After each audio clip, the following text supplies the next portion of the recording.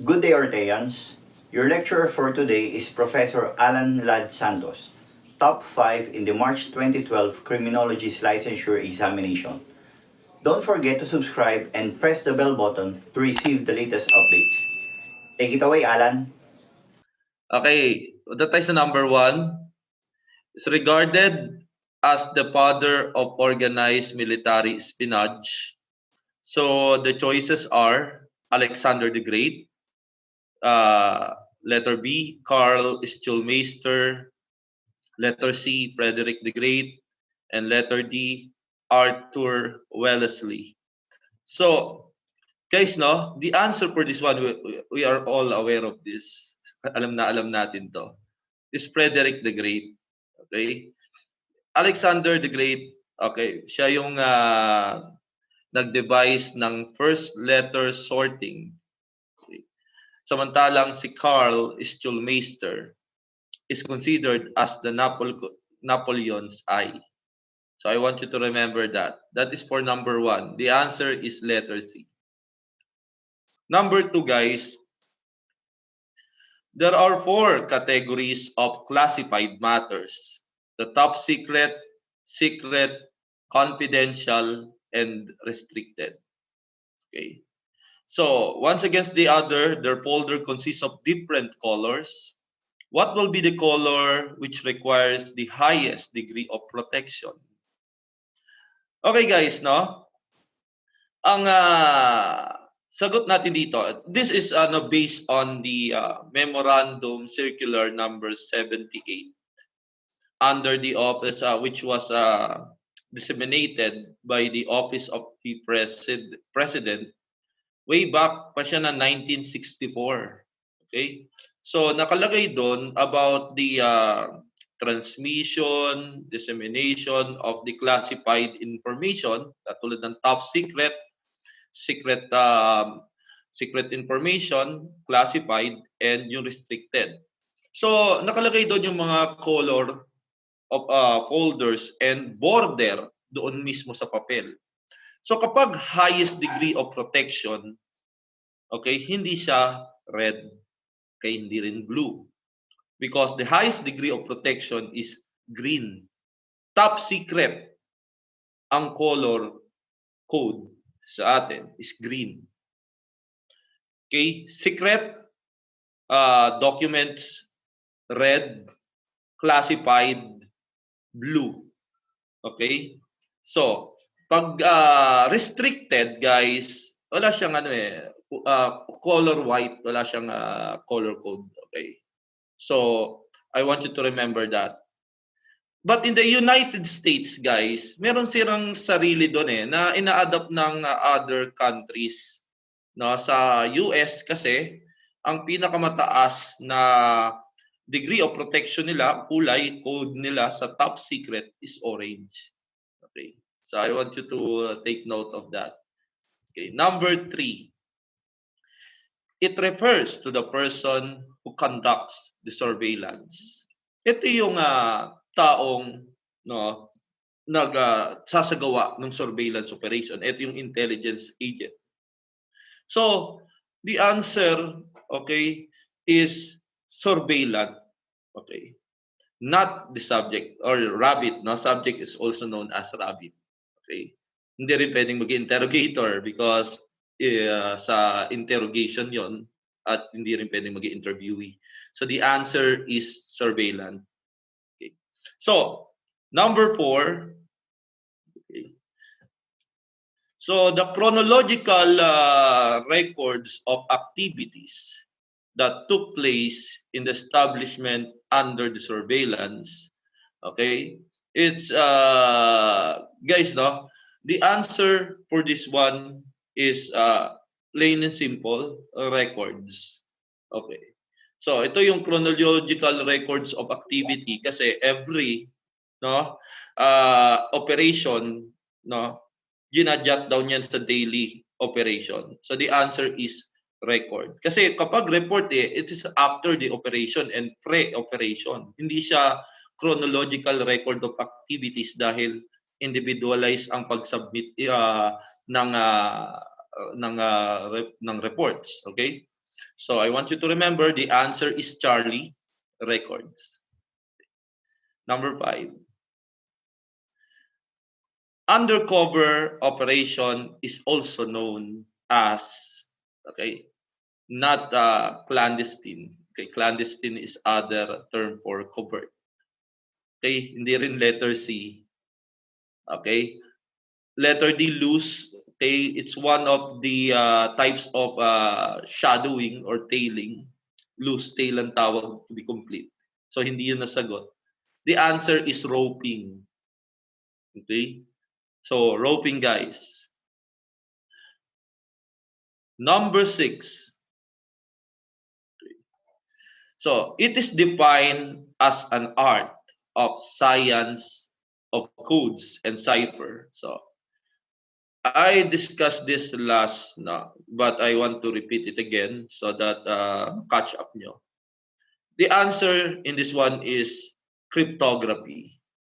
Okay, so again, cryptography came from the word, okay, cryptos, which means, no, hidden or concealed. It is a Greek word na ang meaning ay hidden and concealed. Okay. So guys, no, I want to give an explanation again. Tulad ng kanina, pag sinabi mong coding, it is making the message into an intelligible form. Doon sa, no, gagawin mo ito sa isang mensahe na mahirap intindihin o hindi mo maintindihan. That is coding. Okay. So, pag sinabi mo namang decoding o decipher, okay, that is making the unintelligible message o yung cipher. Cipher is coded message, guys, no, into a message that we can understand. Doon sa isang mensahe na kaya nating intindihin o maunawaan. So, that is decoding. Okay. So, kagdating naman sa tao, okay, crypto analyst, expert in decoding, cryptographer, expert siya for coding. Okay. So, I want you to remember. Number 7, it is a form of investigation in which the investigator assume, okay, a different and unofficial identity. Okay, so the answer is not tailing, is not casing. Casing is, guys, no, it is a inspection of area to determine whether the area is suitable for intelligence operation. Kumbaga, kinakandak mo ng casing before an activity or before an operation para makakuha ka pa ng additional information para makatulong ito sa isasagawa mong covert operation. While tailing is a type of surveillance, okay? It is a type of surveillance, no, otherwise known as shadowing. Okay, na sinusundan mo. It is a moving surveillance. So, hindi yun nasagot. So, the answer, espionage is spying. The answer is undercover work. Okay? It's an undercover work. Number 8. Okay? A type of surveillance, okay, in which extreme precautions and actions, okay, are taken in not losing the subject. So,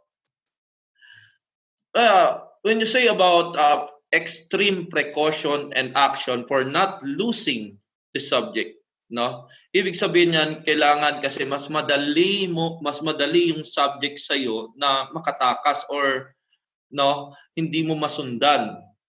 Okay. Kapag guys, wala tayong word na ponytail here. So casing I already discussed. It's between ngayon sa loose tail and close tail. But I want you to analyze this, okay? So the keyword here is extreme precautions. Okay? So kapag extreme precautions, okay, ang keyword nyo, the answer is no, close tail. Because no, close tail is malapit ka, kailangan mo mag-ingat because there is possibility na ma-identify ka, ma-burnout ka, or you could lose the subject. Okay? So, while loose tail, it's involved about the habits and impressions of subject. Pag nakita nyo yon sa tanong, the habit, the impression, focus on that. So, the answer is loose tail. Okay. So, number 9. Okay. Doon tayo sa number 9. A type of shadowing employed when a general impression of the subject habits, okay, impressions, subject's habits, as I already explained, okay, hindi siya close tail, hindi rin ponytail casing. The answer is loose tail. Okay. The answer is loose tail. Okay, guys, no? Let us now proceed to